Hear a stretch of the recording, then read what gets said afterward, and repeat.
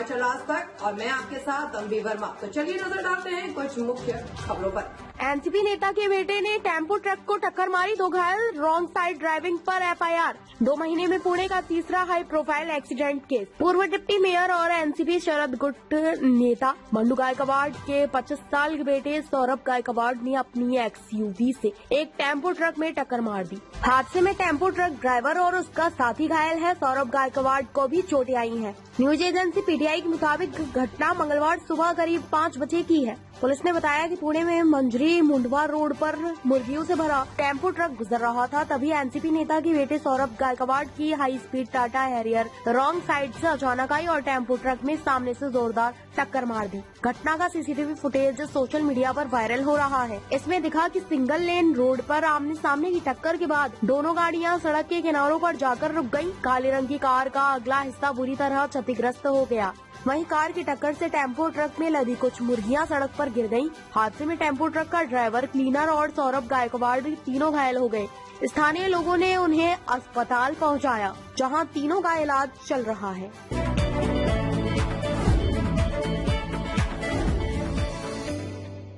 PM आवास पर केंद्रीय कैबिनेट की बैठक आज। बैठक को लेकर चर्चा हो सकती है। पीएम मोदी बीजेपी हेडक्वार्टर में कार्यकर्ताओं से मुलाकात करेंगे। प्रधानमंत्री नरेंद्र मोदी के नेतृत्व में आज सुबह केंद्रीय कैबिनेट की बैठक होगी। यह मीटिंग पीएम आवास में होगी। मीडिया रिपोर्ट्स के मुताबिक बैठक में केंद्रीय बजट 2024 पर चर्चा की जाएगी। इसके लिए केंद्रीय मंत्री किरेन रिजिजू अलग अलग राजनीतिक दलों के नेताओं से भी मुलाकात करेंगे। बजट सत्र 22 जुलाई से शुरू होकर 12 अगस्त को समाप्त होगा। इसके अलावा प्रधानमंत्री आज शाम 6 बजे भाजपा मुख्यालय भी जा सकते हैं। इस दौरान वह पार्टी कार्यकर्ताओं से मुलाकात करेंगे। मीटिंग में बजट के अलावा इन 5 मुद्दों पर बात हो सकती है। एक अग्निवीर 1 जुलाई 2024 को राहुल गांधी ने लोकसभा में कहा था कि सरकार के लिए अग्निवीर यूज एंड थ्रो मजदूर है। सरकार अग्निवीरों को ना पेंशन देती है, ना मुआवजा और ना ही शहीद का दर्जा। राहुल के इस बयान के बाद से मुद्दे पर विवाद शुरू हो गया। सरकार के सहयोगी दल जेडीयू के प्रवक्ता केसी त्यागी ने भी अग्निवीर पर बदलाव की मांग की है। 28 मार्च 2024 को रक्षा मंत्री राजनाथ सिंह ने कहा था कि सरकार अग्निवीर भर्ती योजना में बदलाव के लिए तैयार है, लेकिन अभी तक कोई बदलाव नहीं किया गया। हालांकि सरकार ने 12 जुलाई 2024 को पूर्व अग्निवीरों के लिए केंद्रीय सशस्त्र पुलिस बलों CAPF की भर्ती में 10% सीटें आरक्षित करने का फैसला किया।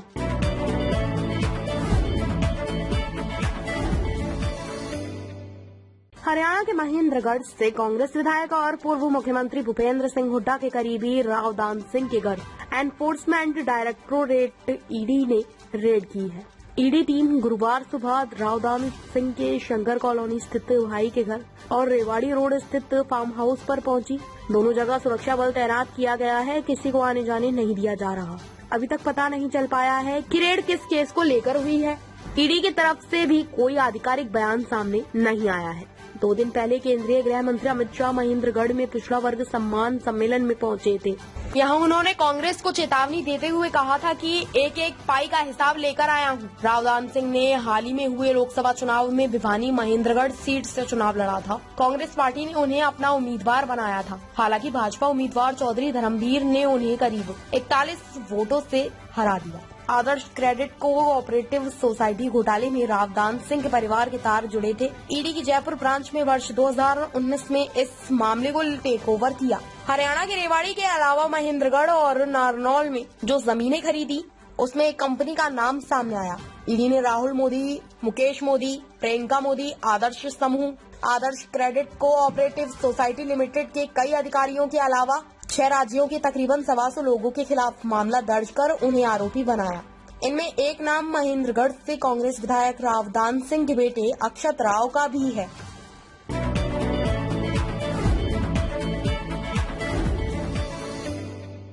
अमेरिकी राष्ट्रपति जो बाइडेन कोरोना पॉजिटिव पाए गए हैं। व्हाइट हाउस ने गुरुवार को बताया कि वे आइसोलेशन में रहकर काम करेंगे।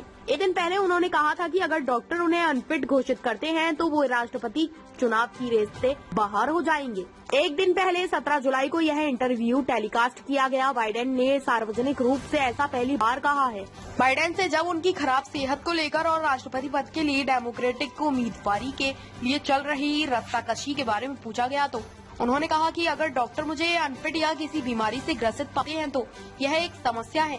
2 हफ्ते पहले आई एक्सियोस की रिपोर्ट ने बाइडेन की खराब सेहत पर कई सवाल उठाए थे। रिपोर्ट के मुताबिक बाइडेन सुबह 10 बजे से शाम 4 बजे तक ही काम कर पाते हैं। व्हाइट हाउस के कर्मचारियों के हवाले से छपी रिपोर्ट के मुताबिक बाइडेन रोजाना 6 घंटे ही बेहतर काम कर पाते हैं। इससे पहले ट्रंप से 28 जून को पहली प्रेसिडेंशियल में बाइडेन कई मौकों पर बिना सोचे समझे बोल रहे थे। कई बार लड़खड़ाते हुए भी दिखे थे, जिस कारण वे बहस हार गए। इसके बाद नाटो समिट के दौरान बाइडेन ने यूक्रेन के राष्ट्रपति वोलोदिमीर जेलेंस्की को प्रेसिडेंट पुतिन कह दिया था। इसके कुछ ही देर बाद उन्होंने अपनी गलती दोहराई और वो अमेरिका की उपराष्ट्रपति कमला हैरिस का नाम भूल गए और उन्हें डोनाल्ड ट्रंप बोल दिया था।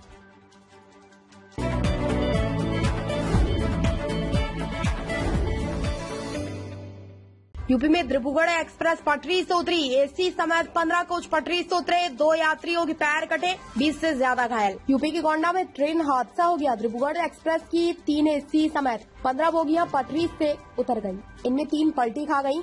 हादसे में अब तक 4 यात्रियों की मौत की खबर है। 20-25 यात्री घायल हैं। 2 यात्रियों के पैर कटे हैं। ज्यादातर हताहत यात्री एसी कोच के बताए जा रहे हैं। हादसे की सूचना मिलते ही रेलवे अफसर मौके पर पहुंच गए। रेस्क्यू ऑपरेशन शुरू हो गया। द्रिबुगढ़ एक्सप्रेस 159004 चंडीगढ़ से आ रही थी। हादसा झिलाई रेलवे स्टेशन के बीच गौसाई डीहवा में हुआ है। अयोध्या से इसकी दूरी 30 किलोमीटर जबकि लखनऊ से 130 किलोमीटर है। गुरुवार को यह ट्रेन रात 11:39 पर चंडीगढ़ से रवाना हुई। गुरुवार दोपहर झिलाई स्टेशन के पास पलट गई। ट्रेन में सवार एक यात्री ने कहा, गोंडा से 20 किलोमीटर दूर करीब 2:30 बजे हादसा हुआ। यहाँ से मनकापुर स्टेशन 5 किलोमीटर दूर है। हादसा इतना भीषण है कि ट्रेन के कई डिब्बे पटरी से 100 मीटर दूर तक गिरे हैं। एसी कोच के डिब्बों की खिड़कियों के शीशे तोड़कर यात्री बाहर आए। देश दुनिया की खबरों को देखने के लिए जुड़े रहे हिमाचल आज तक के साथ।